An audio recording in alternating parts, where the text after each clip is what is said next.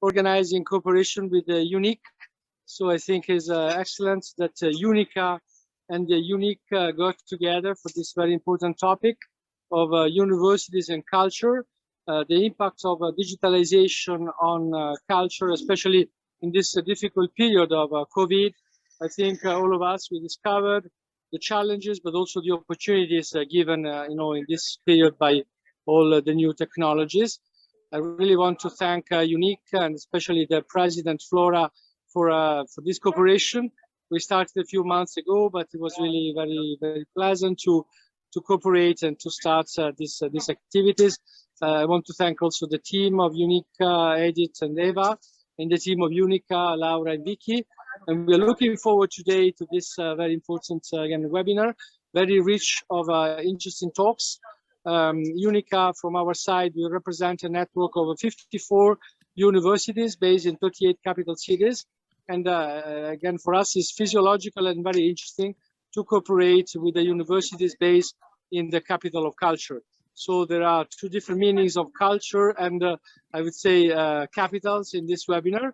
And again, looking forward to the talks and the final discussion at the end.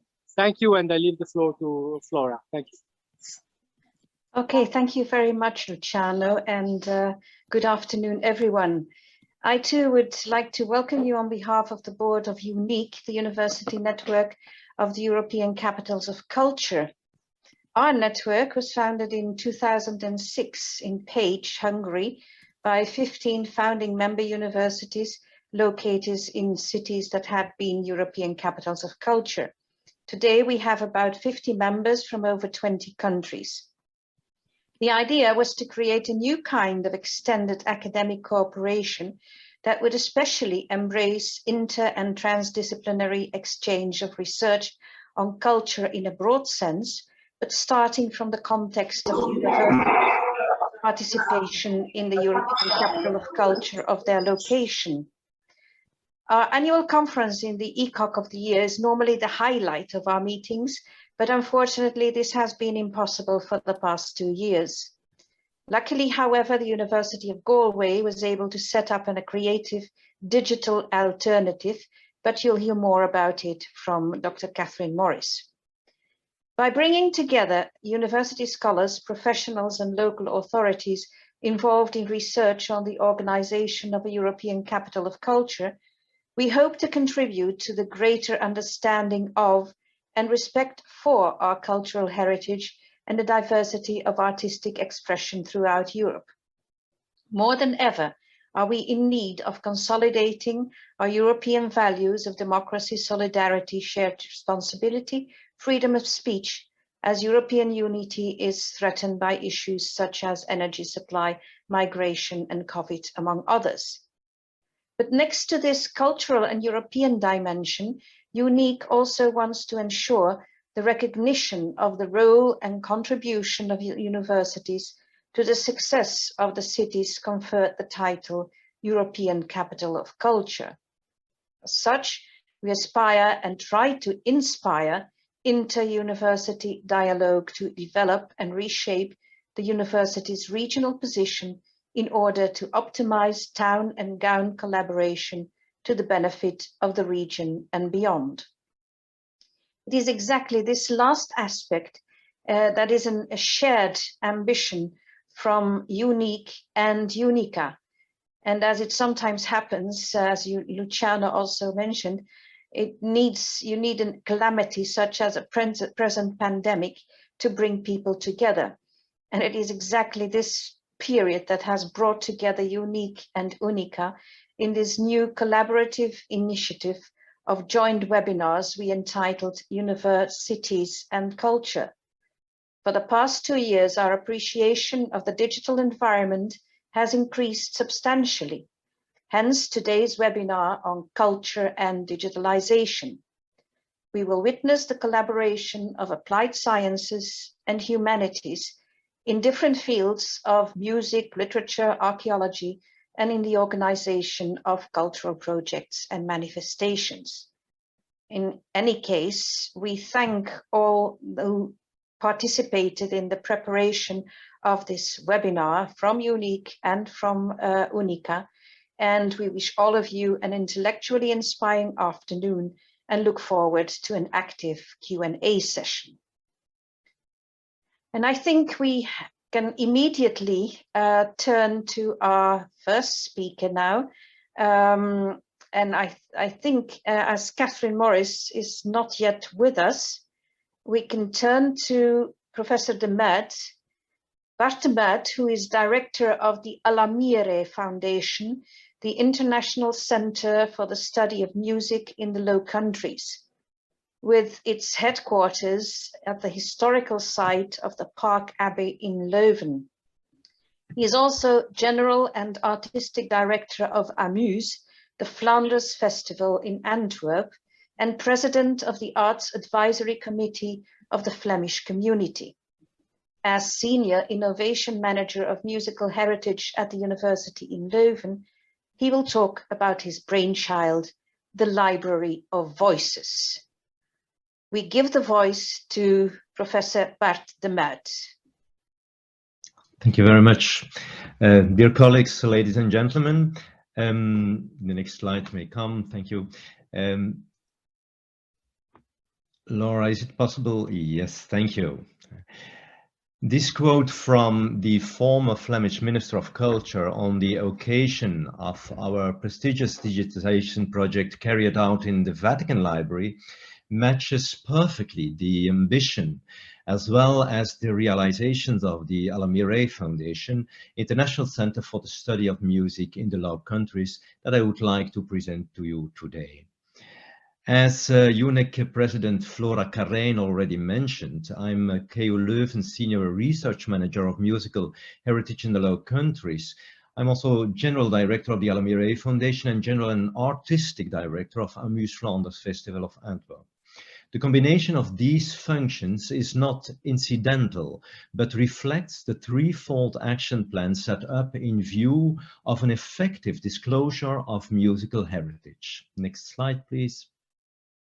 On the one hand, academic research at university, next slide, practice-based research at Park Abbey, where the Alamire Foundation is based, next slide.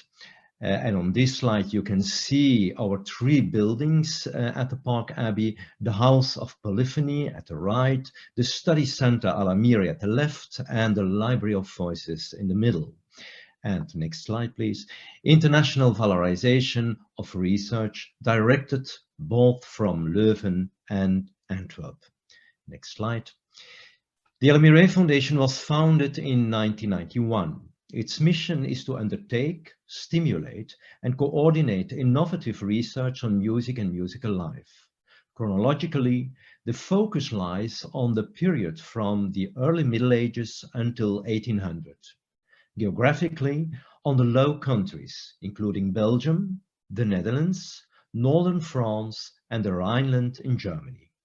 Thematically, the Foundation especially concentrates on the study of polyphony, or multi-voiced music, a specific way of composing during the Middle Ages and the Renaissance, resulting from a harmonious combination of two or more independent melodies. Next slide, please. Besides research, the Foundation has always held high the torch of valorization by conceiving and developing useful tools to ensure that the scientific achievements have a real impact on society at large. In continuous dialogue, next slide please, with scholars and musicians all over the world, the Foundation offers a unique and leading forum for research, music practice, and culture experience in general. The 15th and 16th century in Flanders, with their unprecedented artistic and cultural life, are even today recognized as a golden age. Music flourished as never before. The soaring demand for sophisticated music in both urban and ecclesiastical contexts was met with solid financial underpinning. The Low Countries, and in particular the schools attached to their cathedrals and churches, became Europe's most important musical training ground. 2 long centuries, musicians from the Low Countries dominated continental musical life. now appreciated for the traces they left behind in the form of compositions, and known as the Franco-Flemish polyphonists. They guide and define the mainstream of music history and its developments, just as the Flemish primitives may be said to do in the visual arts. Next slide, please. One important difference is that the Flemish primitives are embedded in our collective memory today. Next slide. But the Franco-Flemish polyphonists seldom are. This has much to do with the form in which their artistic productions have been transmitted to us. The paintings are often displayed in publicly accessible spaces. Next slide. Polyphonic music is passed down in manuscripts, preserved in stacks and safes, since the fragility of the material does not allow it to be permanently exhibited or frequently handled. Both cases concern visual heritage that requires study and interpretation to comprehend its language and message. Music manuscripts differ from panel paintings, however, in that they encompass an extra dimension. They act as carriers of auditory material. This is a great opportunity, but also a big challenge. Next slide, please. Cracking the codes of musical notation and converting them from image to sound is a complex process. Flemish polyphony is all too often unknown because the gulf between the source materials in which the compositions are stored and the musicians who are expected to transfer the music to their audiences is too wide. Experience showed that it is extremely difficult to fill this gap by solely applying traditional research and valorization methods. Conceived out of a fundamental concern for the preservation, accessibility, study, and valorization of our musical heritage, and to raise awareness of it in the fields of research, performance practice, education and culture, the projects of the Alamire Foundation therefore deliberately and systematically include the development and use of high technology. Next slide, please. In order to digitally reunit manuscripts, which have often been physically separated since the Middle Ages or the Renaissance, the Alamire Foundation conceived and developed, next slide please, the Alamire Digital Lab, a state-of-the-art digital photography center for musical heritage, allowing to digitize fragile books and fragments according to the strictest quality criteria. The mobile equipment travels to institutions where the manuscripts to be digitized are housed. Next slide, please. The high-resolution images of 150 million pixels, produced with top-of-the-line digital equipment enable a new approach to primary music sources. With their unparalleled level of detail, the images allow research on the musical notation, as well as on the text, the illumination, and the material aspects of the source. Next slide. Their precision also opens the way to digital restoration of damaged manuscripts. By means of multimedia applications, they, moreover, provide access to priceless or fragile and therefore otherwise inaccessible musical heritage of the Low Countries. Next slide. To analyze music manuscripts thoroughly, right down to their deepest fibers in terms of both material and content, we created the Integrated Database for Early Music. Next slide, please. Better known as IDEM. This virtual platform is designed around the high-quality images produced by the Alamire Digital Lab and is the digital heart of Alamire Data Center. Next slide. The images or digital facsimiles stored in the central IDEM database are made accessible through the use of metadata and provided with supplementary material collected in subdatabases. Next slide, please.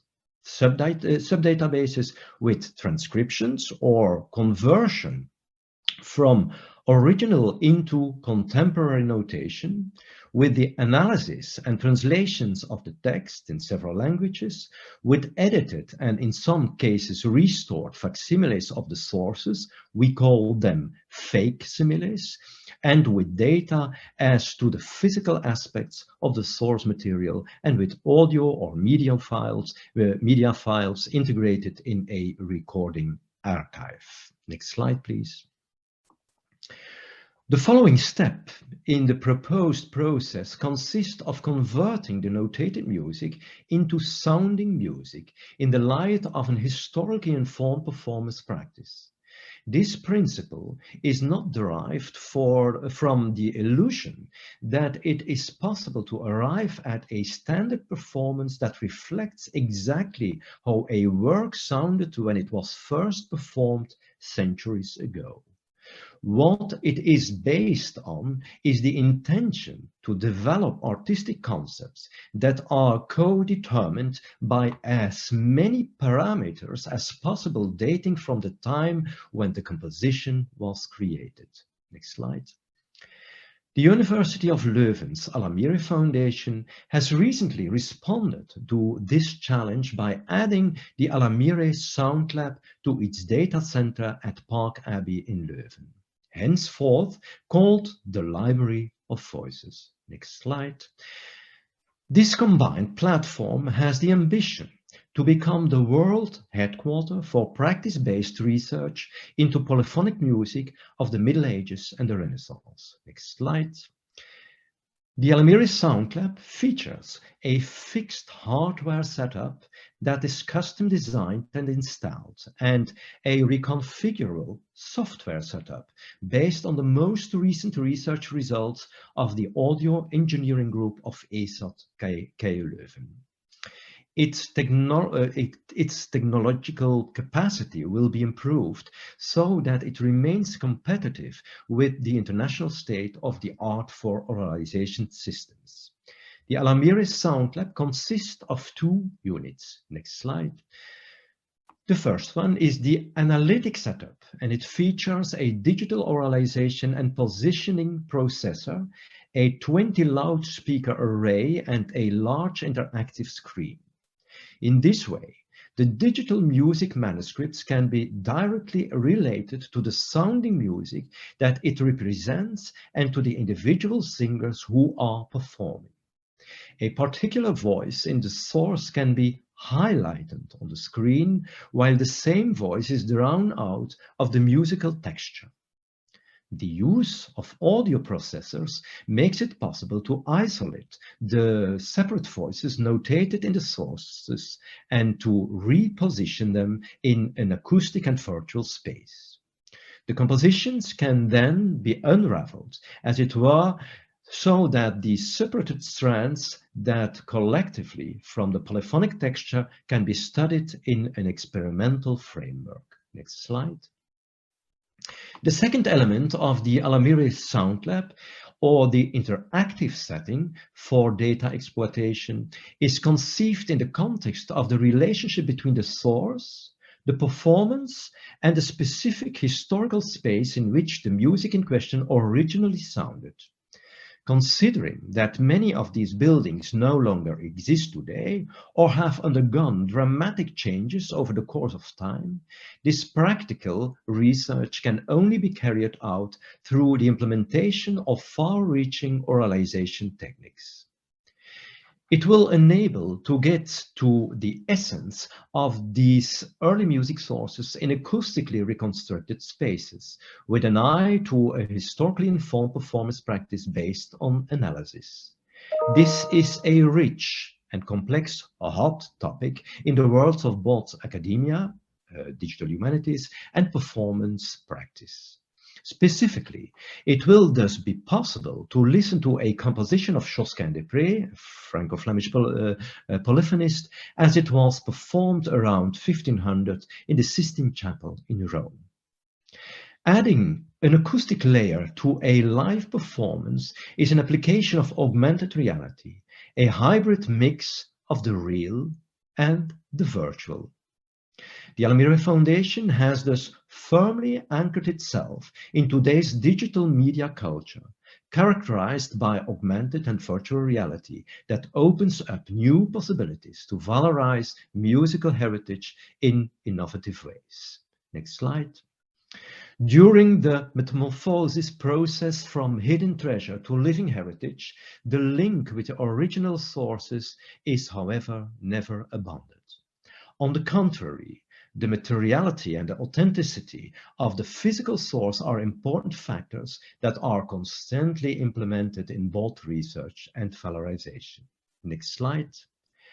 Digital heritage will not and shouldn't indeed intend to replace physical objects, but provides a challenging opportunity to add value to it. In other words, the activities developed in the Library of Voices within the field of digital humanities aim at establishing not as much a new, but rather an augmented reality that enables, facilitates, and promotes the conservation, study, and valorization of centuries-old historical and artistic heritage. Thanks for your attention. Thank you very much, Bart. And I think that it has already become evident that the input of engineers in the research that you are doing is very important. And this is immediately an onset for our next speaker, Miklós Jakab from the University of Pannonia. He holds degrees in bioengineering and materials science, and at present he is research assistant at the Department of Materials Engineering at the University of Pannonia. He will illustrate the input of engineering for archaeology in scanned items of museum collections, evolution of ceramic technology as demonstrated by non-destructive testing methods. Miklós, we leave the floor to you. Thank you so much.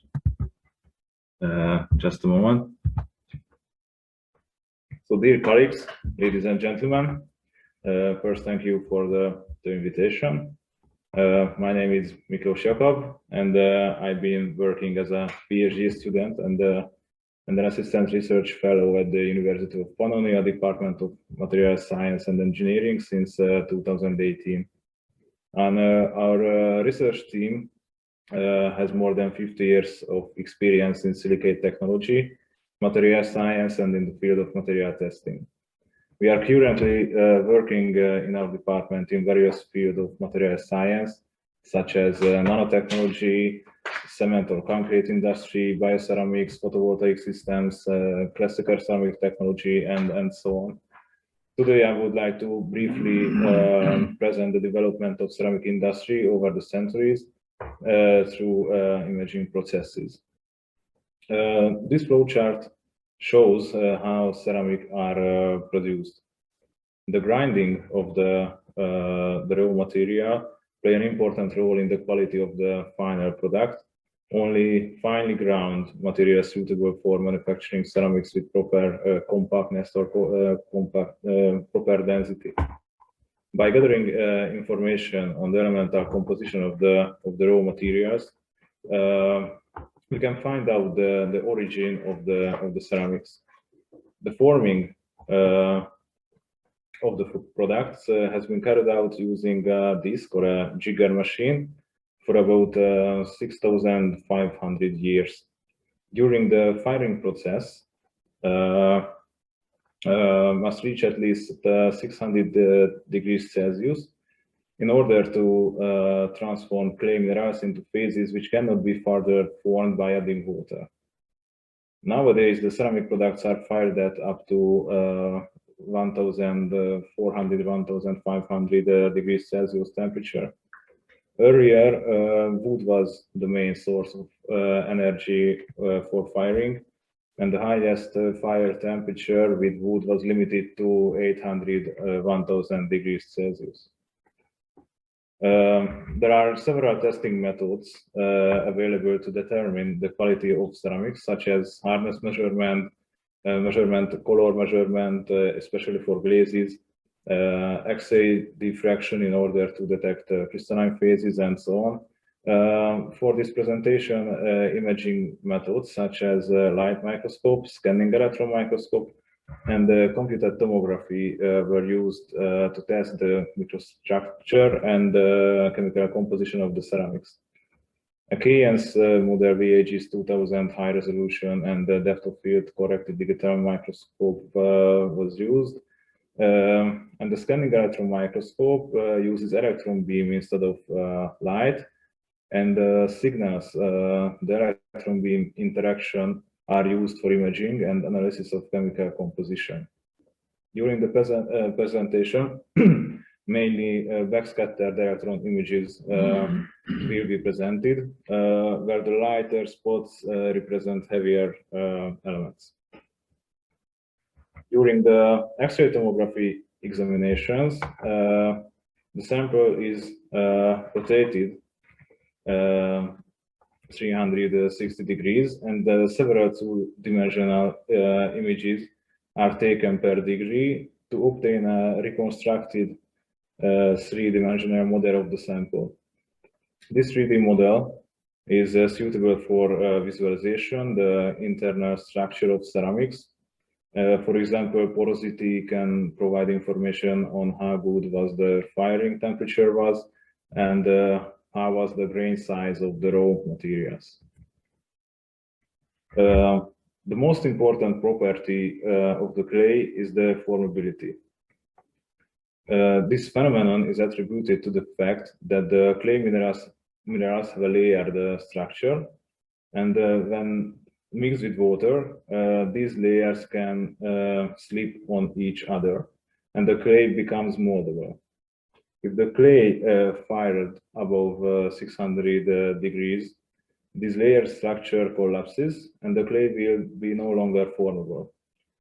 The tables show the chemical composition or mineral composition of a typical clay, where the components of that affect the plasticity is kaolinite, chlorite, and illite. All investigations were performed ceramic pieces found around Veszprém, Hungary. So a Roman pottery from the 1st century, Celtic graphite containing ceramic from the 4th century, and the findings from 10th, 16th, and 19th centuries, and the modern porcelain product will be presented. Here, the first image shows the morphology of the glaze on the surface of terra sigillata. The second live microscope image shows the cross-sectional structure of Roman ceramics. And the third backscattered electron image shows the microstructure at higher magnification. It is clearly visible that the glaze does not contain any cracks, and the thickness of the glaze is only 10 micrometer. This glaze doesn't contain lead. This points to the fact that the firing temperature could have been around 1000 degrees Celsius, as otherwise this would not have melted. The 3D image of the left side shows the inclusions, which are mainly iron-containing particles. The size distribution of these particles shows that the raw materials were properly ground. The 3D image on the right side shows the internal porosity of the sample, which shows that the ceramic is properly compact. Here, Celtic vessel contains a lot of small and shiny particles. The chemical composition of these shiny particles measured using a scanning electron microscope, and the result shows that the particles consist mainly carbon. This phenomenon is interesting because the carbon should burn out during the high temperature firing. The remaining cardboard particles indicate that the firing temperature was not sufficiently high and was probably burned in a closed furnace. In addition to carbon, we also found large grains with high iron content, which can be better seen on X-ray micrograph. The size distribution of the particles is wide. The particles were not properly ground, and the low firing temperature led to a higher porosity. The microstructure of this approximately 1,000 years old ceramic shows that it contains many large quartz particles. This phenomenon can be attributed again to the inadequate preparation of the raw materials. This sample was not glazed. This high porosity indicates the low quality and the low mechanical properties.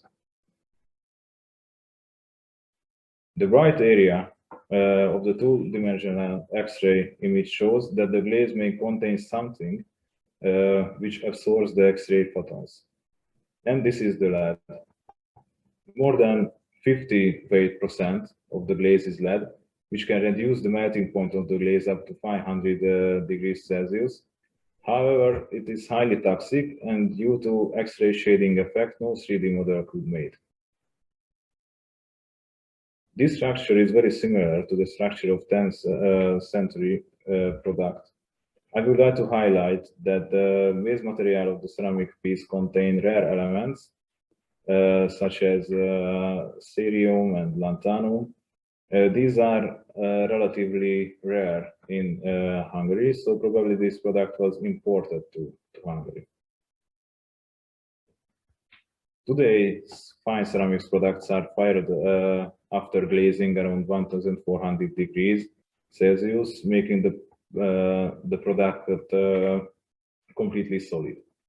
And the glaze is crack-free and about 100 micrometers thick. Colored glazes are used for decoration, and these colored glazes are later fired at lower temperatures. Different colors are obtained by adding specific metal. For example, chromium yields a green glaze. Cobalt and iron give a black color. Chromium and iron give brown color, while a low amount of iron gives a lead color. The results indicate a highly developed Roman ceramic technology, while it seemed this sophisticated technology was forgotten during the medieval era. Powerful analytical methods provide valuable tools for archaeometry, and strong cooperation between academia and archaeology is highly recommended, since it will lead to better understanding of our past. Samples were provided by the Museum of Veszprém. The help museum professional is highly appreciated. Thank you so much. Thank you, Miklós, for your expose. And I guess, as Catherine Morris has not arrived yet, we move to I'll give the word to Luciano to introduce the next speakers. Perfect. Thank you, Flora. Thank you to the previous speakers for the excellent talks.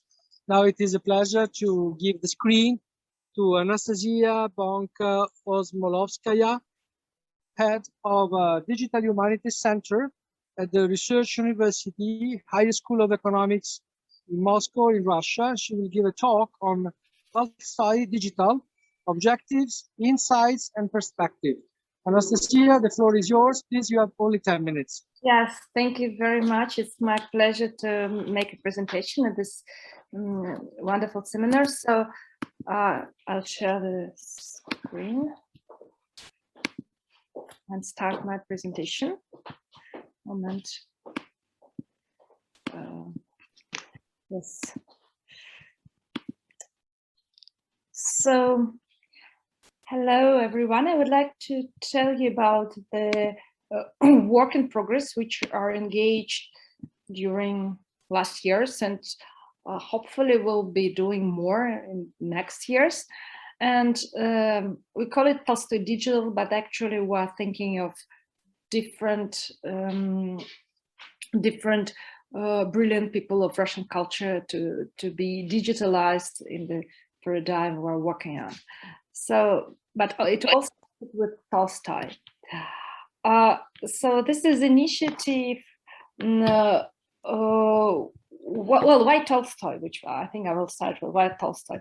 Firstly, because that was initiative of Fyodor Tolstoy, granddaughter of Leo Tolstoy, and I'll tell a little bit more about what she did as a start later. And secondly, well, the group of collaborators and researchers of my colleagues, we thought about just starting some digital editions in Russia, not in the sense of making PDFs of some paper books, but in the sense of building some new digital objects with all the possibilities and some kind of new dimensions and new vision of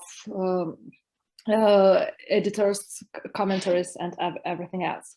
And we started with Tolstoy because Tolstoy's heritage is a brilliant experimental stage for such new initiatives. And you can try really anything you want, really any kind of content that you can imagine you have in his heritage. So, oh, sorry. So what is Tolstoy's heritage? First of all, it is 19-volume full edition of Tolstoy's works. Then it is Tolstoy manuscript archive, and also not only manuscript archive, but also there are photos, there are speech recordings, because Tolstoy was a big fan of new technology. Unexpectedly, but yes, he was. So then there is a very interesting thing as Tolstoy's private library with his specific notes in his books, and with a specific collection which has been chosen by him himself, and also testimonies and memoirs about Tolstoy, and also research on Tolstoy's work and life, and a general bibliography of Tolstoy studies. So this is just briefly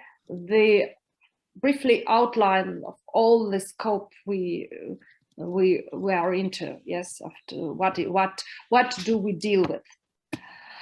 So what Tolstoy's heritage is digitalized right now? So yes, 19-volume full edition of Tolstoy's works, yes. And I'll tell you a little bit more later. So this is our start, which we start to work with. Tolstoy's manuscript archive, partially in the museums, and also partially of his speech recordings, and everything is somehow, somehow somewhere in the internet. It is not gathered together, it is not collected in one resource, but of course there is much of it on the main resource, Tolstoy.ru, of the Tolstoy's museums in Moscow. So Tolstoy's private library, nothing is digitalized, we have just descriptions in the books, and well, partially testaments and memoirs, partially research and work, and we also don't have digitalized full bibliography of Tolstoy studies. So this is what Hello. Yes. So what is unique in Tolstoy's heritage? This is the thing I would like to underline, and just because to show our motivation why we started with Tolstoy. It is very full and very complete, and it is very large. It is very highly preserved. Hello. Because, who am I talking to? Is it okay? Is everything okay? Yeah. Can I go on? Please go on, Anastasia. It's okay. Yes. Okay. So it is very highly preserved because this preservation of everything he writes started long before he died by his secretaries. Like all his letters have been copied, and also answers have been copied and put in some safe place. So his life is known and described in details. He has a huge bibliography, but what is very, very important, all Tolstoy's heritage is free to use, because that was the will of its author. That was the will of Leo Tolstoy, that everything he has written is free to use and to disseminate. So now let's turn to Leo Tolstoy's 90-volume complete edition. So if you put all the volumes one on another, you can reach like a ceiling of an apartment. So this is a stack of books of 2 meters, of 2 and 7 meters height, and in the class all published works, variants, unpublished drafts, diaries, letters, fragments, and there are 13 volumes of diaries, 31 volumes of letters, and it actually makes a nice language corpus of one person. It is 14 and 5 million tokens. That's not a small corpus. And of course, there are commentaries and indexes. And I will just say a few words about this history of this edition. It is really, really interesting. Why do we have all this heritage? So the legend is that Chertkov, secretary of Tolstoy, came to Lenin with his idea of publishing everything after Tolstoy's death. And Lenin said that, of course, like Tolstoy was a genius, so every citizen of the new Soviet state should have an opportunity to read every word Tolstoy has ever written. And so that's following to this legend. So this publishing house of Tolstoy's full edition has been established, and they have published some volumes, but then the publication has been halted because actually Tolstoy has written a lot of things Soviet citizens should never have an opportunity to read. He criticized socialism, he criticized all parts of, well, violence and jails and whatever. So actually his views were quite the opposite to the Stalin spirits which came at the time. So nothing has been published, and actually we should thank these few people, the editors, which somehow maintain the work of the group, and that's why we do have access to the diaries, to the letters, and to everything which has been gathered together by this team. So it has been all, the 90 volumes have been all published only after Stalin's death, but of course that's why we do have rather inconsistent editorial politics. So I will also say a few words about this later. So now we'll turn to Miklós initiative. It was all Tolstoy in one click. This was OCR initiative. So the idea was that actually this 90-volume Tolstoy edition is a very rare edition. And so, but Tolstoy's will was to give it to everyone. So why not to have it in digitalized way in all formats? But the problem is that it is rather expensive to, the OCR are rather expensive, the error correction is very expensive. So there was a kind of big volunteer project, and absolutely unexpectedly, volunteers from 49 countries read all 90 volumes in 2 weeks. And this showed a very big interest to the Tolstoy heritage, not only for specialists, but for just common people, because like common people, housewives, some people from gas stations, many different people participated in this initiative. And so this somehow inspired us to continue, and we gathered and called ourselves Tolstoy Digital. And what we started to do, we made a semantic markup of 90-volume text collection in TI format, and just made these documents, these files, accessible to anyone.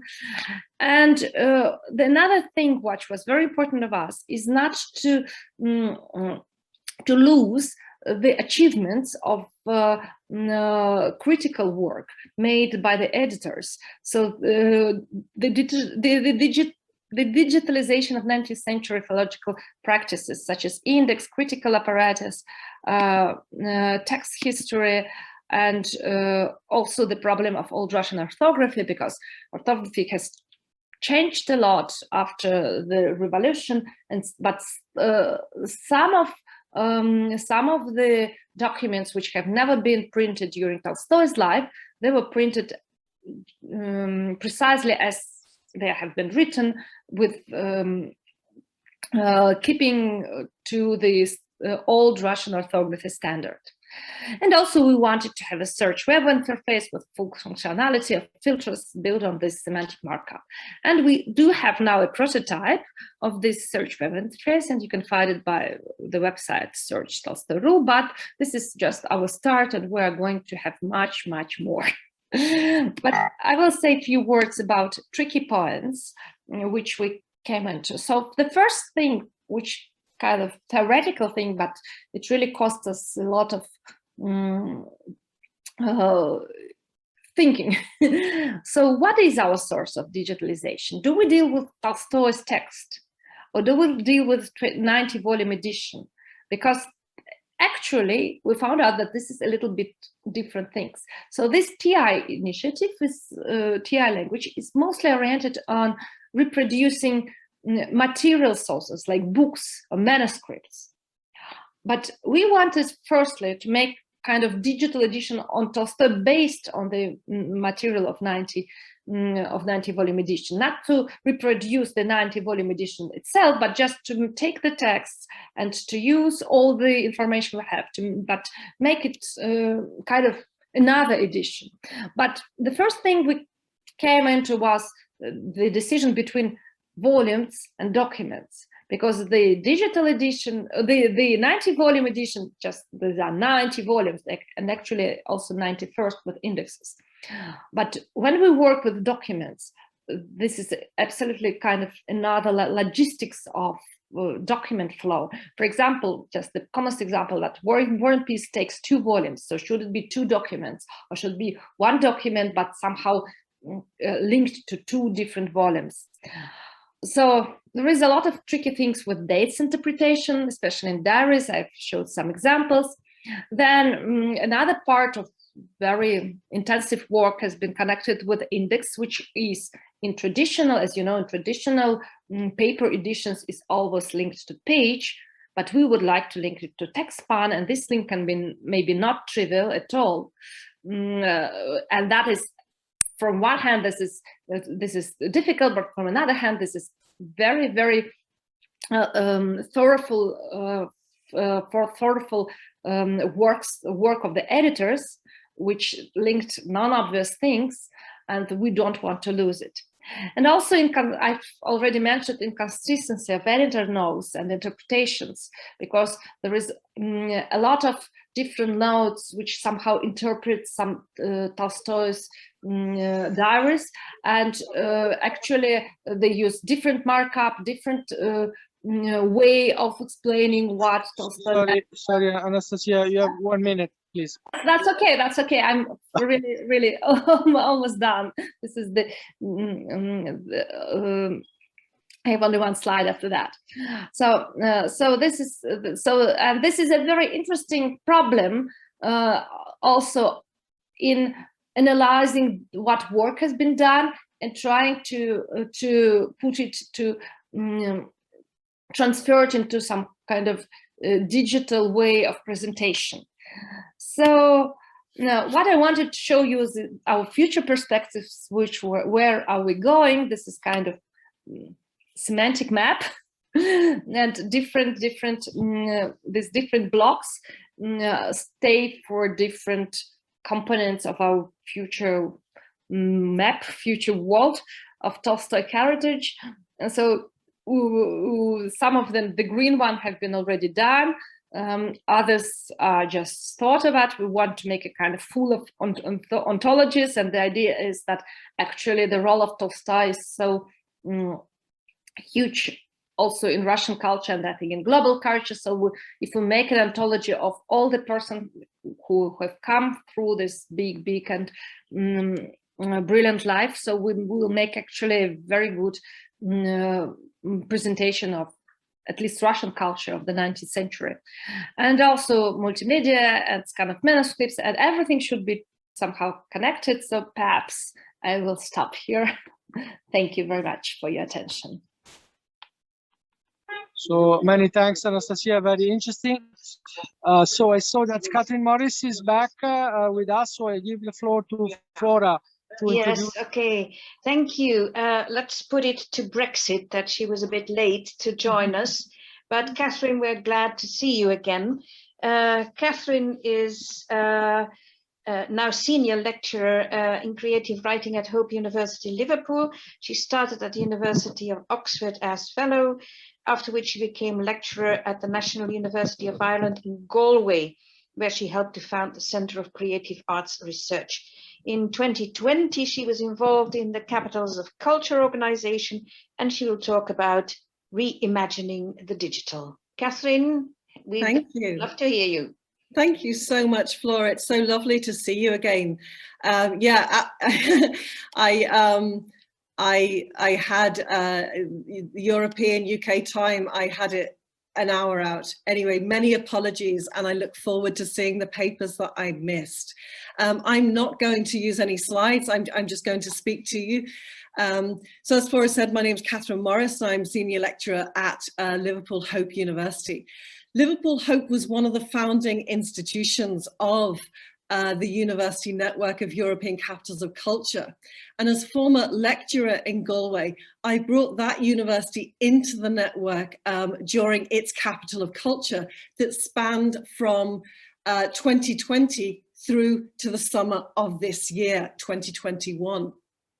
Thank you so much for the invite to reflect on the ways in which we used a digital format to create an international conversation for this year's UNeECC conference that should have taken place in Galway. Liverpool's Capital of Culture and its legacy is so prolific in setting a high bar for emerging capitals of culture and their legacy projects. As you can imagine, Liverpool's example formed a major part of the conversation in Galway's planning. And it feels very wonderful for me to give this talk from my native city of Liverpool. And I dedicate my few words today here to the taxi driver David Perry, who saved so many lives at the Women's Hospital by his heroic actions on Sunday morning, literally just up the road from where I'm speaking from. As I say, Galway's Capital of Culture was extended through to the summer of 2021 due to the pandemic. And it's becoming, I think, increasingly difficult for us to remember life before the tragedies of COVID.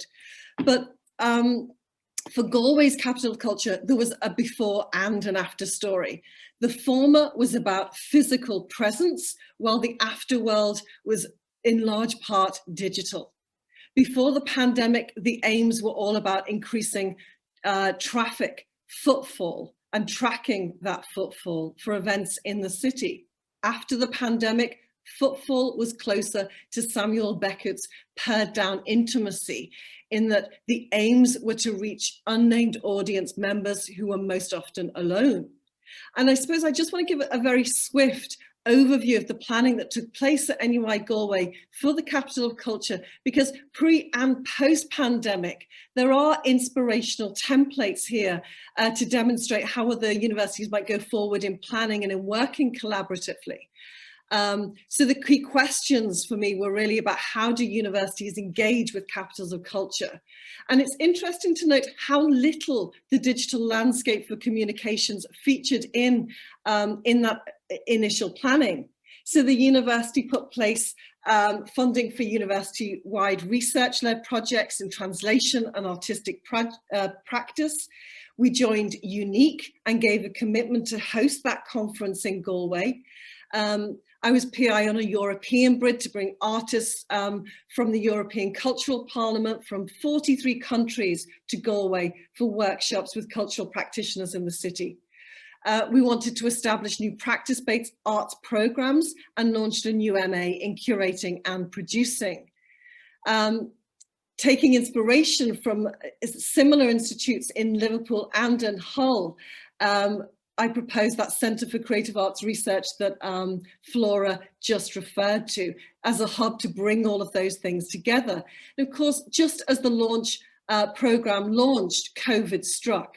And as you can imagine, everything pretty much stopped. Huge job losses in the cultural sector that had worked so hard to bring the capital of culture to the region. Our plans for that huge conference and interconnecting workshops across the city with UNeECC and the European Cultural Parliament ended. So the move to digital became a new way of thinking, but we didn't want to run a conference online. After a year of working online, as you all know too well, everyone felt drained by this experience and wanted something different, you know, more lasting perhaps. So Patrick Lonergan, my colleague, and I decided to create a version of what the Centre for Creative Arts Research stood for in co-editing a special issue called European Capitals of Culture, The Art of Reimagining. We created a hybrid that was academic in its focus, but also included recorded conversations with theatre practitioners, European politicians, and figures engaged in transforming capitals of culture in Galway and in Rijeka during the pandemic. They were the twin cities, capital of culture 2020 to 21. Patrick described these recorded conversations as almost a way of listening in to those exchanges that take place at a conference when the academic papers stop and when that informal kind of discussion begins, a way of listening into that.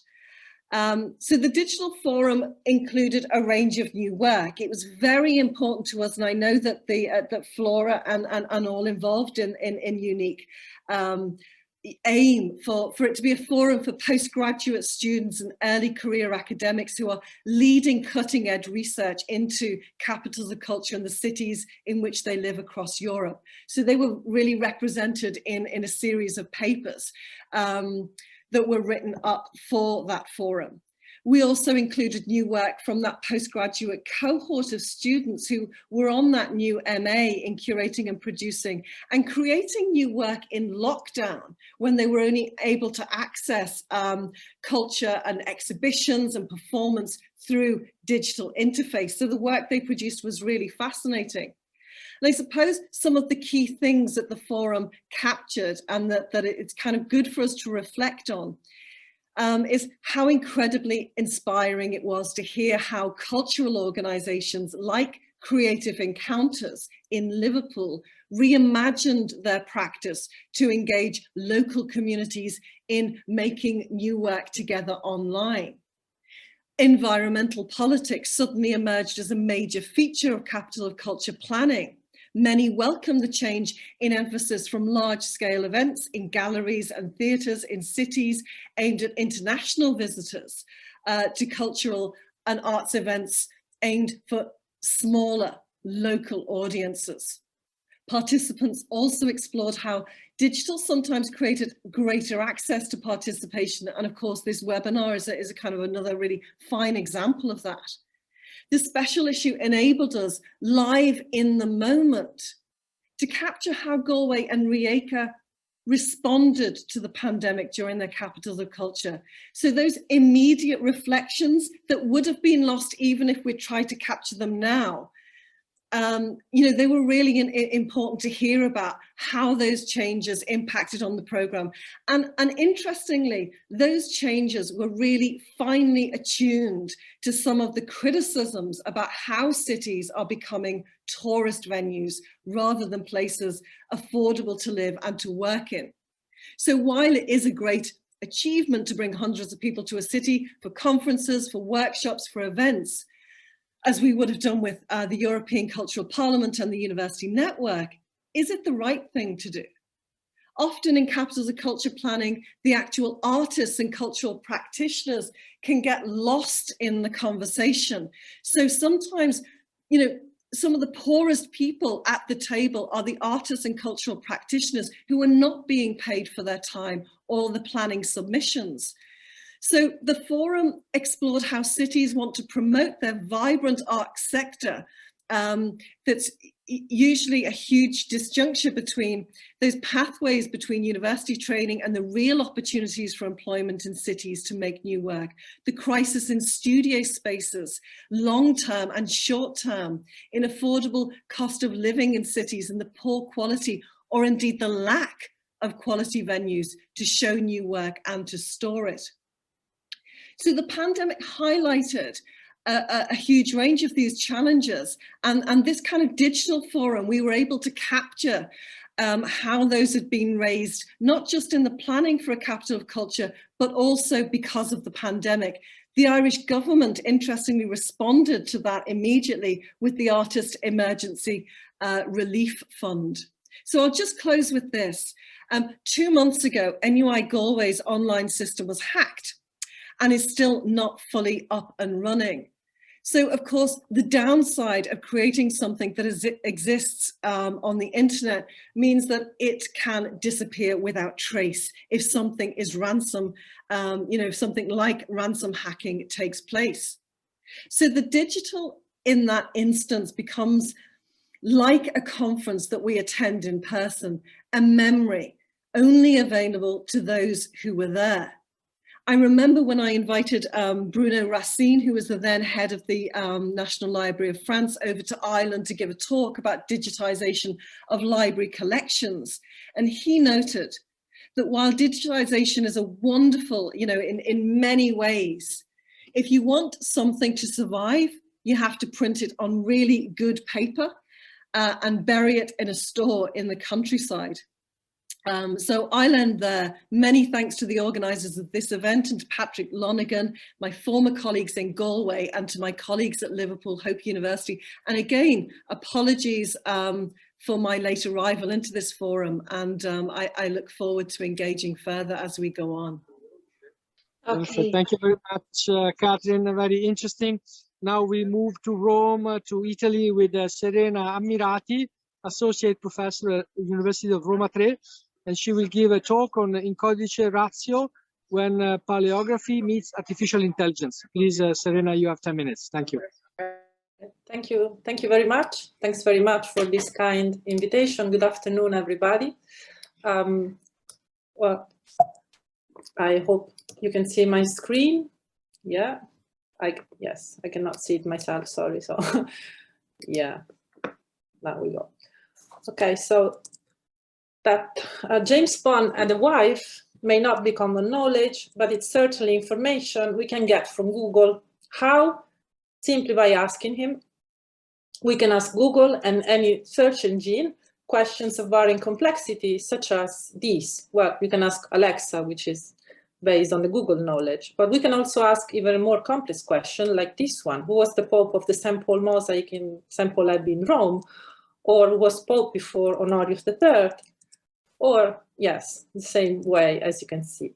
The answer, which is almost always correct, comes thanks to the processing of the information contained in the web, indexed and organized in such a way as to form a network of meaningful relationships.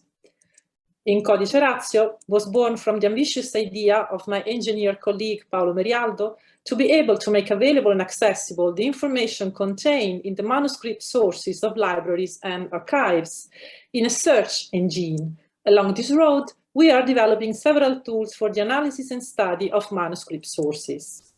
We started from the Vatican Apostolic Archive, the oldest preservation archive in the world. Among the documents preserved in its 85 kilometers of shelves, we selected some manuscripts. Which one? The registers of the papal chancery between the end of the 12th century and the beginning of the 13th century. As you can see, the Pope kept up a dense correspondence with more or less important interlocutors of the time and kept copies of every missive sent. In these pages, there is political, social, cultural, and religious history of medieval Europe, as well as, of course, lots of information about ancient documentation, recording, and writing practices. The sources, however, are manuscript and only partially digitized as images. In order for the information they contain to be made extractable, it is necessary to transcribe them into digital format. For this, it is necessary to teach an artificial intelligence to read a medieval manuscript. How? By giving the machine a lot of examples. Yes, but how? How to produce many examples in time and effectively? We tried two ways to do it. The first one is a crowd-based approach, and the second one is an advanced approach. In the first one, we exploited non-expert persons, so that means many and not skilled. They cannot read words or lines entirely, so we proposed a simpler task. They recognize symbols, not words or lines, based on pattern matching. Then, thanks to an algorithm approach, we were able to aggregate candidate transcriptions. The training of the machine is based on the refinement of two intelligence. Visual, well, I know this symbol, this is an A, and linguistic one, but because visual knowledge alone is actually not enough. You need language knowledge too, because based on your language knowledge, you can understand the real meaning of the word you're seeing here. But to get this, a lot of data is needed. So we decided to involve students, high school students from Rome and its vicinity in an orientation project, thanks to a specially designed interface, the one you can see here. The students were actually able, yes, this is how it works. The students were able to produce a lot of images in a very few weeks.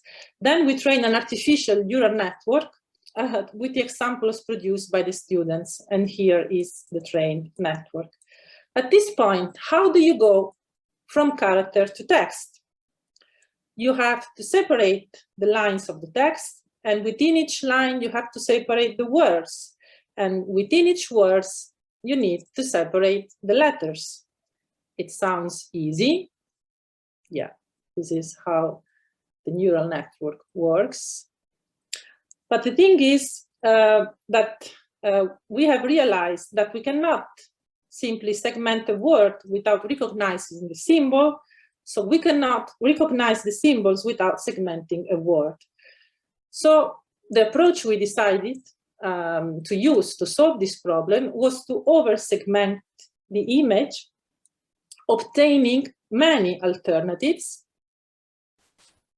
Yeah, that's the way the network is processing the different over-segmentation pattern, just as to obtain 152 candidate transcriptions, which are then schemed on the basis of linguistic knowledge. Here are the results of our crowd-based approach. And here you have a graphic representation of the percentage of accuracy of the transcription system we sorted out with this approach. Not satisfied with this promising attempt, we have decided to try an advanced approach, which is a new one we recently developed that learns both visual and language knowledge, taking the transcriptions of the entire lines of text as training data. With high quality and high volumes of training data, that means lots of lines which are accurately transcribed, it produces very promising results. We teach visual and linguistic intelligence at the same time. To support the effective production of this training data, which requires the time of qualified expert, we have developed a simple yet effective tool specifically tailored to facilitate the burden of creating the training data. In this interface you see here, which is capable herself of correctly segmenting the text into lines, the expert can enter the transcription line by line. And in this way, we train a much more complex neural network. But not only. We can intervene to correct the transcription made automatically by the system, which also learns from the correction and in this way refines itself. Here you see how the interface works. So you can highlight the line where you think the text hasn't been correctly transcribed on the machine. You can put your correction in, and the systems learns again from this process, which is also very visually simple to see. The results are actually kind of promising. In some cases, like the one you're seeing here, the errors are minimal. This is the correct transcription, the one made by the human, and this is the one which is automatically generated by the machine. We trained the machine with just 40 pages out of 4,000 or 5,000 pages of the registers, and we train it on like several hundred of pages. So it's a small amount of starting data compared to a big amount of pages which needs to be transcribed. Sometimes you have, as I said, minimal errors. Sometimes the errors can be a little more. Sometimes there are errors which depends on the fact that the person who entered the data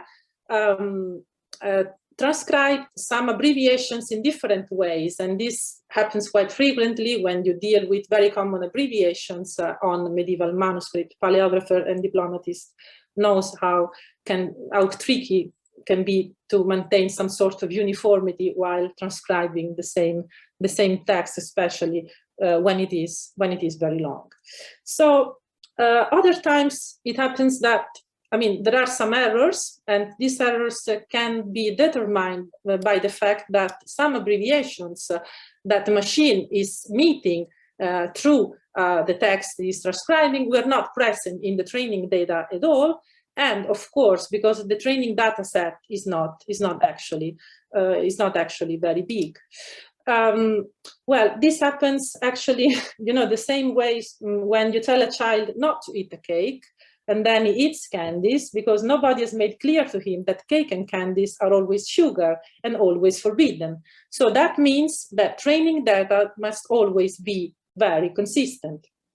And even at this stage, for example, the text is actually searchable, as you can see from this little snapshot from the demo we created. So you see, I've been looking for the word provincias here, and the machine is actually able to recognize the word through the text and to give me some sort of alternatives she has elaborated. One of them is actually the good one, and this is already a tool which can actually be used to skim some text historian may be searching through.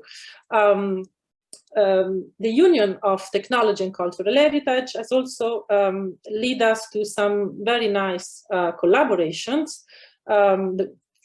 Here we have one with the archive of the Chamber of Deputies of the Italian Parliament for the transcription of some of the 19th century documents relating to the Committee on the Brigandage. You see, the system is the same one I've showed you before with the medieval manuscript, and the procedure you can apply is absolutely the same, and it's actually working very well. And it's actually working very well even on some tax receipts which are printed, so some unexpected spin-off of the same application which can be useful even in very different contexts. And we also had some sort of good media echo. Google has selected our research as a showcase project for an AI platform, and we have been able to tell our experience of research in magazine, of high popular science, but also newspapers and some news reports, as you can see here. And more on, two students of our university have founded a startup to exploit the technology developed in the project. Their goal is to offer a service to automate data entry processes. Example of the problem, I mean, there are these tax documents in Italy. They are a lot, and the banks have to process them every year, quantity in terms of million of that. And our application proves actually very effective on this. We also have some next steps, which is about name entity recognition, which is, if you remember from where we started, so recognizes facts in the text of the medieval manuscript. And we also started to apply artificial intelligence to the recognitions of the hands of copists involved in the production of medieval manuscript. And there is still so much to do and learn. I would like to conclude, if I may, with this assessment. As a paleographer and a humanist, the experience of In Codice Ratio has given me and continues to give me many ideas in the field of traditional teaching, making my students understand that our disciplines are also futuristic. Shaping a tool in the service of historical research has convinced me that properly developed artificial intelligence tools can be an asset for paleographers and diplomatists, and that none of this is scientifically effective without a constant dialogue and collaborations between us and the scientists and the engineers that are actually developing what we are doing. And that's all. Thanks for your attention. Many thanks, Serena. Very interesting. And now we move from Roma Tre to another UNICA member, the University of Bucharest. We have on the screen Anca Dinu from the Faculty of Foreign Languages and Literatures and Center for Digital Humanities of the University of Bucharest, and Mihnea Dobre from ICUB-Humanities of the same universities. And then they will give a talk on Beyond Digitalization, Challenges for Humans and Machines. Please, you have 10 minutes. Thank you.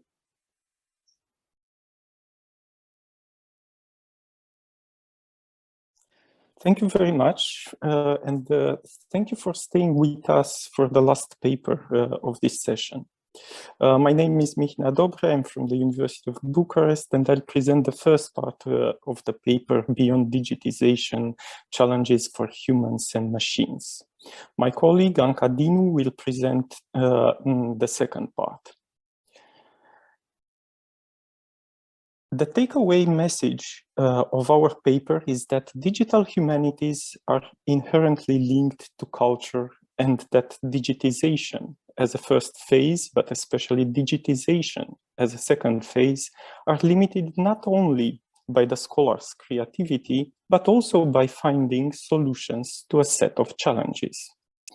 As an overview of the paper, we begin from some broad definitions. Then we offer a couple of examples of digital humanities projects at the University of Bucharest. And in the second part of the paper, we focus upon the challenges faced by humans and machines alike in the process of digitization. Digital humanities has and have received various definitions. And in the current paper, we do not want to enter those debates. We conceive digital humanities as the study of cultural objects computationally, which makes the field inherently linked to culture. More important for our talk is the distinction between digitization and digitalization. The first is taken as the conversion of a physical object, like a cultural artifact, into machine-readable format. In other words, in the creation of a digital object. Digitization comes next, and it is about the new life of the digital object. It is expressed by operations with the new object, which might include querying, editing, processing, visualizing, data mining, digital classification, pattern recognition, and so on and so forth. The digital humanities landscape at the University of Bucharest is diverse, although it is one of the emerging fields in our university. An MA program in digital humanities has opened in 2019. A series of talks and seminars on this topic is hosted by the Research Institute of the University of Bucharest since 2016. And this year we've debated a digital humanities conference, which is aimed as an annual event. In terms of research projects with digital humanities outcomes, we want to highlight the very recent project on computational tools for historical linguistics, or the collaborative project with the University of Hamburg on the hermeneutic and computer-based analysis of reliability, consistency, and vagueness in historical texts. Not dealing with texts, but with images in early modern printed books, is the online exhibition of Cartesian cosmological illustrations. These are just a few examples, some of them funded from national research agencies, others from collaborations at the European level. Let me briefly give 3 other examples. One is the platform hosting all visual representations of the Roma population in Romanian lands, funded by the Europeana, the Archive of Medieval Sources in Romanian National Archives, funded by Norway grants, and the digitization of an archive of early Romanian Communist Party members, funded by the Romanian National Agency. Some of these projects were carried through large-scale grants, such as the digitization of the medieval sources in the National Archives, while others were completed on small grant schemes.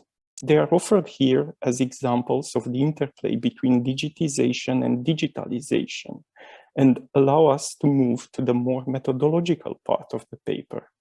Therefore, in order to keep the limits of our talk, I invite Anca to present the second part of the paper, while I'll silently move the slides in the background. Thank you, Mihnea.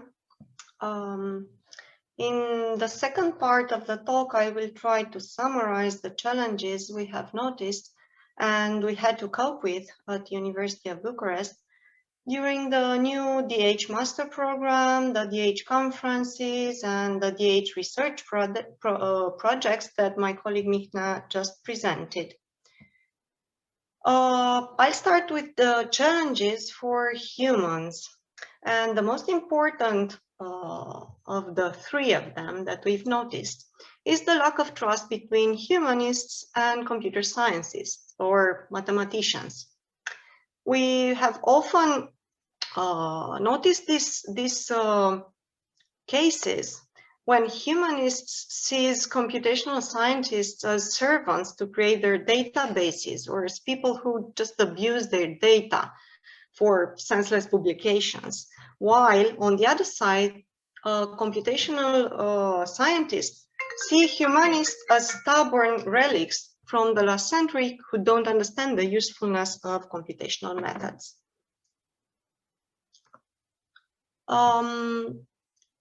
Moreover, computational scientists often lack understanding for the specifics of the problems in humanities, where, as we all know, scholars have been working for centuries and gain great insights into those problems. So humanists have rightfully demanded that computational scientists respect the nature and the complexity of their problems.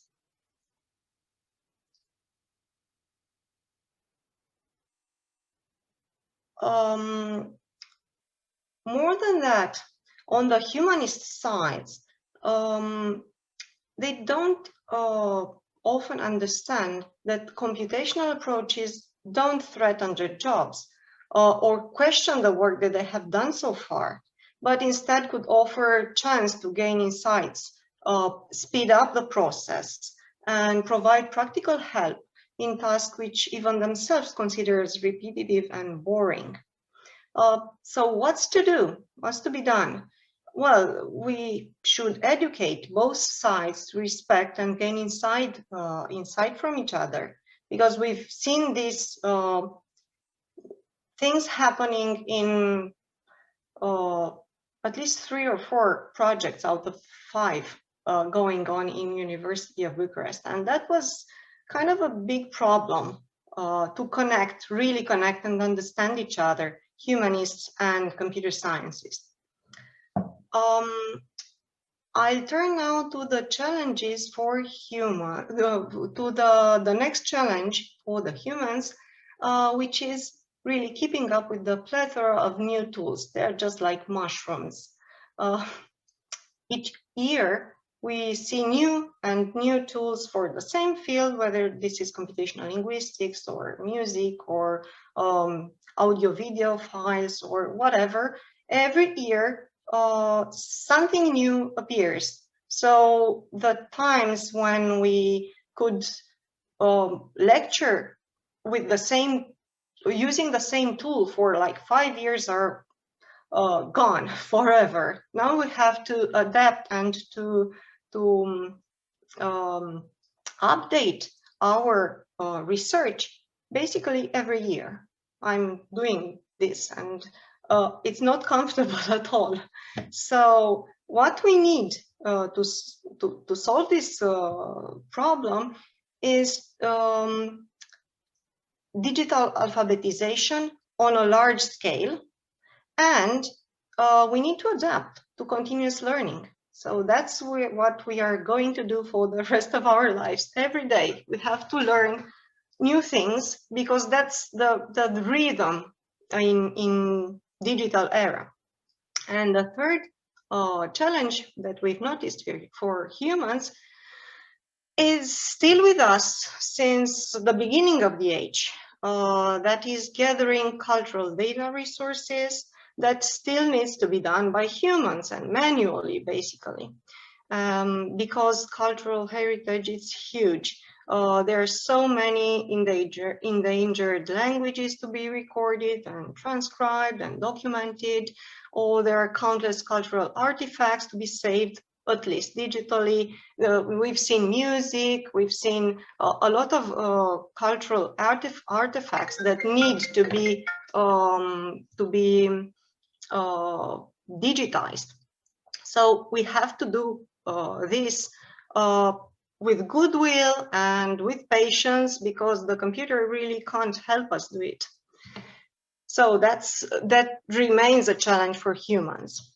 I'll turn now for the challenges for the machines. As we all know, machines need machine-readable representation of cultural objects to deal with them. And the first part, the digitization part, is somehow standardized.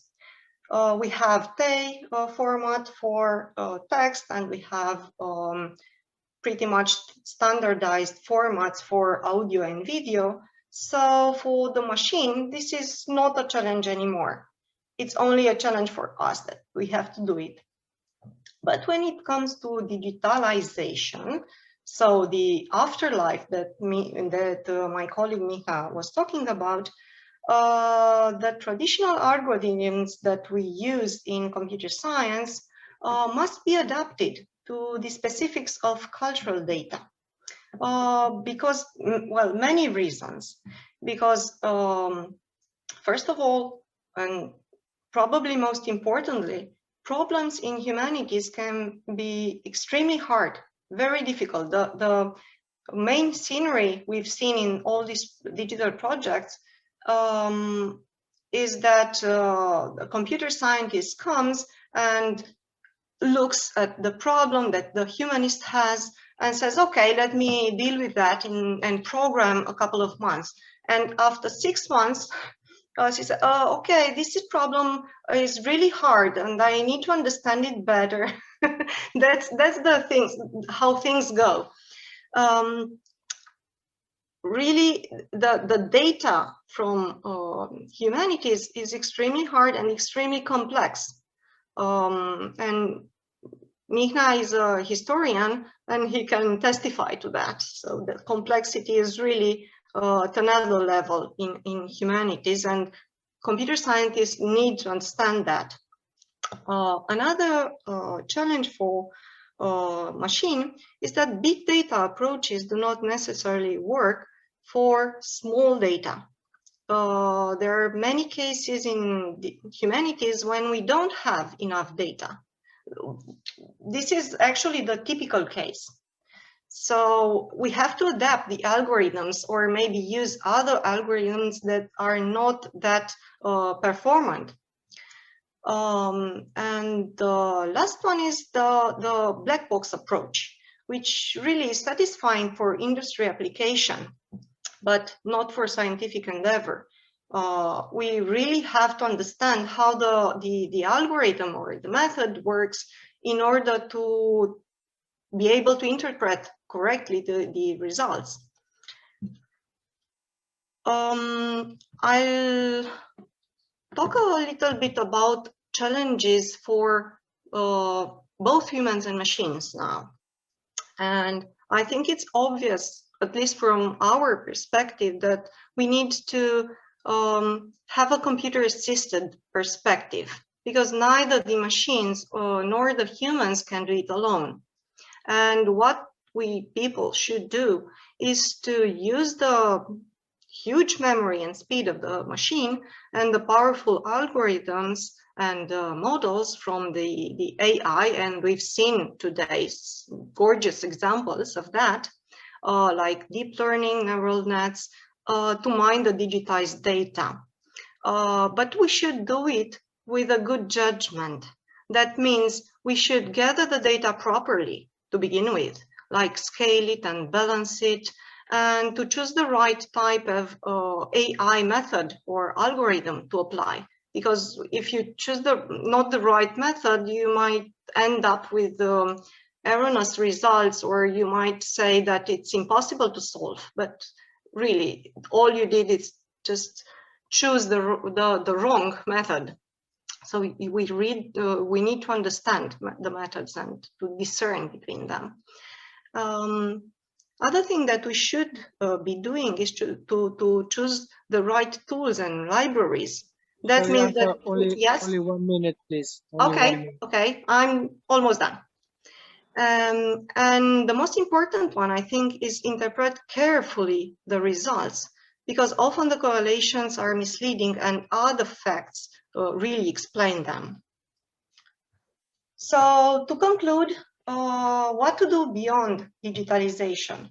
Well, as we've seen, digitization is a necessary step in the process of digitalization. So it's important to digitize the cultural objects. But keep in mind while doing that, that after that you have to digitalize them. And so you should use the tool and processes, and you should plan beforehand. So this should represent the main challenge for both human and machines. So from project design to the implementation, humans and machines have to find the perfect balance. Thank you very much. Perfect. Many thanks, Anca and Mihnea. Very interesting. I give the floor now to Flora that will pose the question that were directed to Bart. Okay, thank you, Luciano. Bart, yes, there were two questions for you. The first one comes from Anca, who's just heard, and she wonders, after the virtual sound is obtained from the material, what kind of processing can be applied? And can the search for patterns eventually lead to identifying authorship of one or other unknown piece of music? And a second question, she adds, is it possible to import aspects of computational linguistics techniques into what you are doing? Thank you, Flora, and thank you, Anca, for the question.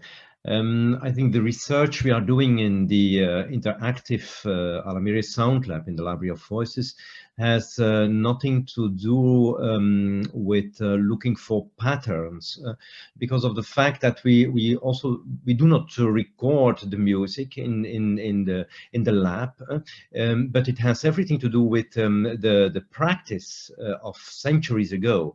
Because for us, acoustic is one of the parameters for a composer to compose to create a polyphonic piece. And for example, I spoke about Josquin des Prés. He died 500 years ago this year. So he composed the beginning in his career. He composed in the north of France, and there he composed in a different way. If we compare it with the composition he made in Rome when he was choir master in the Cappella Sistina. So not only because the composer is at that moment more mature, but we think that it is also because of the sound, how must I say it, the acoustic where he is writing for, because the chapels or the churches in the north of France, Cambrai or Douai, as examples, are totally different. The acoustic is totally different there than the acoustic in the Sistine Chapel. So the research we are doing in the Alamiri Sound Lab is really focusing on the practical research if acoustic is doing something with the way of performing a piece that is composed 500 years ago. So we combine different techniques, but I think the computational linguistic techniques, we do not combine it in this research. We have other research that we are doing together with the engineers of ESA at KU Leuven, where we are working around analytic issues together with the computer, but that's another stuff, and that's nothing to do with the Library of Voices. Thank you very much. I think it's very nice to think of this parallel, because authors, I work with text, and authors, writers and musicians express themselves in different ways, but I think there is something there to just look at the methods in computational linguistics, which is really a well-established domain since 60, 70 years, and you might have some nice ideas to use in music, because writing and music is not that different. And I was not talking only about patterns. You could study the trends or the evolution of a musician, or you know, with the computer you can have surprising results. Yeah, sure. That's true. Thank you very much for your answer. Okay, we have a second question, Bart, which is I think both a practical question, more practical, and opportunist question from Laszlo, who wonders, first of all, how long did it take to build the infrastructure? And I suppose he also implies how much did it cost? Yeah. And secondly, is there a possibility to process invaluable old materials from other countries in your lab? Yeah, sure. So the Alamiri Foundation is 30 years young this year, and since 2010 the study center started their activities at the historical site of the Park Abbey. The Mother Queen opened the House of Polyphony in 2012, and the Library of Voices saw the light in 2018. So it's very, very young, our lab there, and we have offices of the study center, and they opened at the beginning of this year. But focusing on the Library of Voices, we built the Library of Voices. You have seen an image of it. It's a gatehouse of the Park Abbey, and it was there 10 years ago. It was there it was nothing. It was not restored, and so we invested 1.2 million to do a restoration for the building. That was the first step, and then with the money of a strategic basic research project of 1.8 million, I invested all the equipment for doing this. For starting this lab. So and our team at this moment is 30 people. So some people are focusing on the Library of Voices, but other people are focusing on the valorization projects and so on. Okay, that And maybe the second part of the question, sorry for that, Flora. All the music and the material we digitized in the last more than 14-15 years is always related to the Low Countries.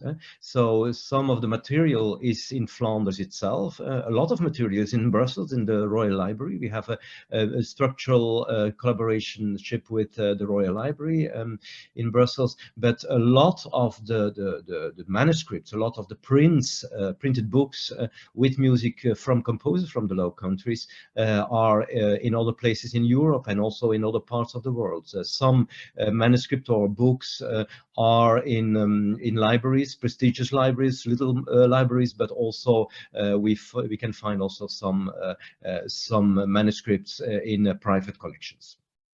So let's hope that Laszlo Komlósi will find some of these examples in Hungary again, because yes, we shared the Hungarian Habsburg nation, so it might be able to find medieval musical pieces in Hungary. So Laszlo, look for it and get into contact with Bart. Always welcome, yeah. So thank you, Bart, thank you, Flora. I don't see other questions in the chat, so I encourage participants to ask questions. In the meantime, I have one for Anastasia and Serena. So thank you again for your excellent presentations, very interesting. What can we expect to find as breakthroughs, as very important discoveries in the near future about Tolstoy, or about these kilometers of shelves of the Vatican archives, thanks to these technologies? I mean, is there something that really people now are starting to use, and we can expect again some important discoveries in the near future? Thank you. Okay, I will try to answer that. Thank you, Luciano. That's a very interesting question. And actually, I would not think of it as some kind of technological achievement, but maybe as kind of social communicative achievement and cultural preservation of achievement. So what we've seen and what I showed, that cultural heritage is now the point of much interest to a lot of people, and I think one of the impact of this project is to make this knowledge kind of more, I don't know, democratic, so to say. Yes, not only for experts, not only for specialists, but for anyone, and to make it kind of user-friendly for anyone, that for anyone could find something interesting without much efforts, without going to the library, without feeling this pressure of some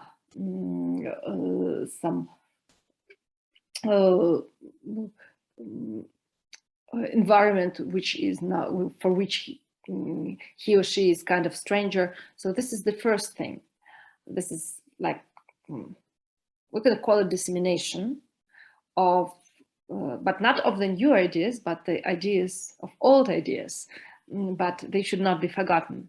And I think that's a very, very important thing in digital preservation of cultural heritage, that it is really kind of opening of doors which have been shut to most of people not involved in specific professional cultural activities.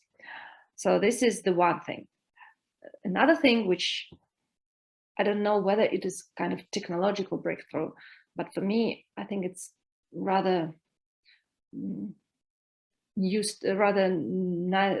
rather important step forward, is that somehow we will introduce the new kind of thinking of textual interpretation and criticism not over book, which is quite which is always kind of, you know, kind of box where your opinion is put in, and it is closed, yes, but of some kind of some lively system which can be developed and enhanced. And even if we start with this 90-volume edition, we hope that we will also introduce a lot of more sources, and also maybe some new experts will come and maybe rethink some of the interpretation. And this is the very fundamental thing for the humanitarian knowledge, that it is always an argument and always a discussion. And what we do, we just make it a little bit more speedy, as everything now in our century. It will be more quick, it will not take a lot of time just to publish a book, to read it, and then to publish your response. And it will also be accessible. This discussion will be accessible to everyone. So that's a kind of social input, not even technological input. Thank you. Thank you. And Serena, would you like to also comment? Yes, yes, just a brief comment. Well, we don't really want to go through all the 85 kilometers of shelves of the Vatican archive. This is just, you know, that sort of provocation that we used to say to make people think, you know, how many things there are in such an archive to be known. I guess that the main goal at this moment and the main target would be the scalability of our researches. So it's not that we will find something completely new. Well, we always find something completely new if we study manuscripts and documents and books with continuity, as we do in our traditional humanistic ways. The fact is that now we can actually process a huge amount of text in a very shorter period of time. So I have the transcription of an entire register from the Vatican archive, like 1,400 pages, which the machine transcribed in like an hour. It would take me months to do that for a qualified person. The transcription I have is not a very good one. As you see, there are some errors, there are some problems, but still it's something I could work with. And one big advantage is already typed, which is, you know, you don't underestimate how time consuming is to type down something which is handwritten from the original, from your screen, from your images. So this is time saving. And all this time you have saved in processing a rough version of the text can actually leads you to ask yourself different questions on a different scale, which is something that we don't dare to do because we know how time consuming is to work, you know, on the original. So first discovery I would say is the fact that we can ask ourselves different and new questions based on the fact that the data are more scalable. The second one is that in this way we can actually work in a more appealing way on these sources, even for the new generation that are, you know, like digitally born, and they're not used to the frequentation of libraries the way we do. And this is actually a way we can raise their curiosity. So it's in my class, for example, this is a tool I use to get my students curious about my job and to tell them that my job is futuristic, as I was saying. So it is not, you know, an old-fashioned thing that you do. It's actually a new thing, and there is so much to do, and there are so many expertise you can acquire and so many new jobs that you can get from this sort of experience. So from speaking for myself, this would be the main goals of such project as the one I presented now. Yes, and then of course there is the historical research, but thank you, Serena. And then there is also more work for you, because Anca is asking you if your technologies can be applied to Romanian texts as well, the old ones. Yes, in principle it can apply to every language, because as long as you have you know, a language database which you can give. Yeah, I had a more specific question. Yes. because we have this problem in Old Romanian that the diacritics were not standardized, so the same sound was written in many different characters. So that's a problem that I guess you didn't have with your Italian text. So I'm wondering if that could be adapted or... Well, I guess that there are margins for adaptation. I can tell you that we've been training the machine on Latin, and it worked perfectly on the, late contemporary Italian too, where sometimes the orthography is not so standard as the Latin ones. So at the beginning we thought we use Latin because it's formal, the texts are very formulaic, the abbreviations are so. But then the same system worked with documents from the, as you see, from the Italian Brigantage Committee, where you have, Italian, standard Italian text, but also you have some reports from the witnesses which speak, some sort of southern dialect or so. So it actually gave us some good results there. So with, I would call them minor adjustments, but I will have to ask to the engineers. Okay. Maybe we can have a try on your text. Okay, thank you. Thank you. Thank you, Serena and Anca. I don't know, Flora, if you have other questions for the panelists. I have one last question for all panelists, in fact. Being a cognitive linguist, I'm very much interested in communication and dialogue. And I would like to go back to an issue that was addressed by Anca, and that is how to bridge the gap between two worlds. We have an engineer among us, we have people from humanities among us, and the projects all involve the combination of technological aspects and humanities. How did this communication happen? Was it fluent, or what were the difficulties? Maybe I can start. I have, I can just say fluid, very fluid. But quite an important issue is that we have some engineers also in all boards. So it's really coming together, the world of the humanities and the world of the engineers. So, and it's working very well. I'm very, very happy with the result and very, very happy with participation and collaboration. I suppose, Flora, if I go next,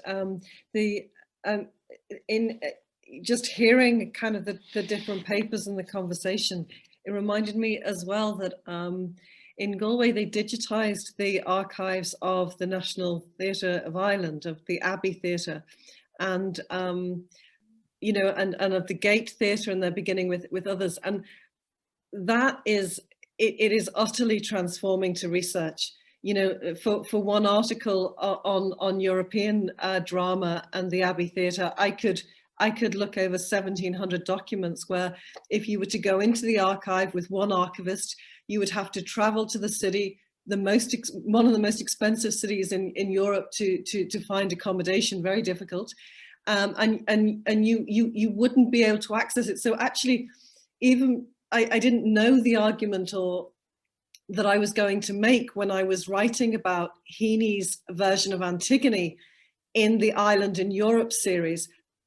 But when I began to research, suddenly I could realize that actually you can look back at, administrative, discussions with the European Parliament about theatre and Europe and the emergence of that whole thing, as well as the text, as well as the reception. So you quite quickly, just as Serena and Anastasia were saying, quite quickly you can look at a range of materials very quickly. But in some ways, going back to a point that Anastasia made, that is the National Theatre Archive that has been digitized in Galway. So that's a very national kind of outward looking thing to do. But you have to still go to the library to access it on a series of computers. So the idea of copyright or access in many places, not just Galway, is quite complex. And just going back to that point in terms of the fact that the digitized, the way that we set up the that forum, that special issue journal, when something is hacked or when systems go down, we lose we lose a lot. We lose time, but that sense of access is also very fragile. Okay, it reminds us of verba volant scripta manent. This is something of all ages, I guess, but also in the digital age. I would like to address Miklós, because you as an engineer, I wonder, when you say that you found out that the materials in the water jug were toxic, and how did that reverberate to the archaeologists and the historians? Could they use that and find it in the context of the things that they had found? Sorry, could you repeat the question? The first part was the glaze on the surface of this ceramics contains lead, which is toxic. And the second part of the question, what was it? Sorry, I just don't understand it. Please turn on your microphone. The fact that you found that was toxic, what did the archaeologists or historians do with that finding? Could they relate it to their knowledge of that period or not? I think not. So it's toxic when you use it for holding water in these ceramics. So the lead can dissolve from this glaze. Yeah. And when you drink this water, it becomes toxic. So yeah, but it could be not hazardous or anything. Just yeah. They didn't relate it to demographical things. Well, that is an example that perhaps further dialogue with archaeologists would be able to solve then. Eh? Okay, thank you. Thank you. I have. I think, please, Serena. We just have a couple of minutes, but please go ahead. Then we have to close. Please go ahead, Serena. Yes. I asked Miklós in private. I forgot to put it on the general chat. If they found out some traces of ink over the ceramic they were analyzing in this way. Yeah, sure.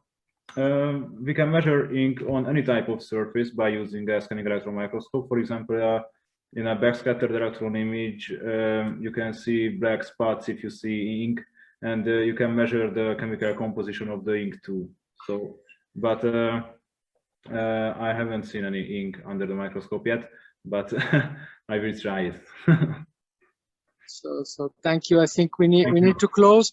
But Flora, your last question was very interesting, based on what Anca said, and on the necessity of actually bridging the computer scientists and the humanists.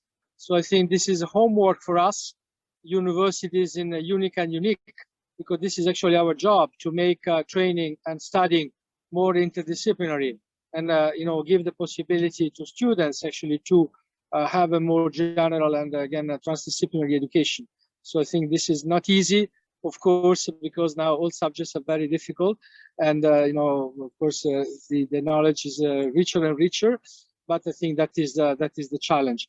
I think we need to close now. So from my side, many thanks to UNeECC for this very good cooperation, to Flora, and all the team, Edith and Eva.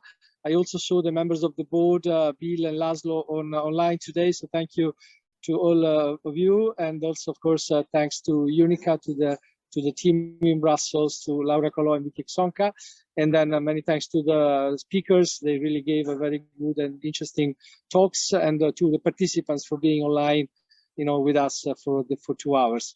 And Flora, over to you again. Well, I can only advocate what you said, Luciano. It was a very wonderful experience, this first webinar. And I think we also have to mention not only the wonderful work of the speakers and of the people of the two networks, but we also have to thank the participants. And I cannot forget, Laura, that we have to mention the questionnaire to the participants, where they can give their review of their experience. And also, and this is something that we would like to stress, in the cooperation between UNICA and UNeECC, we would indeed appreciate new suggestions for a next webinar, because the idea was to see this as the first of a series, and hopefully we get a lot of responses from you. Thank you, everyone, and enjoy your evening further. Luciano, bye. Bye-bye, Flora. Bye, everyone. Bye. Thank you. Bye-bye. Thank you. Bye. Goodbye. Thank you.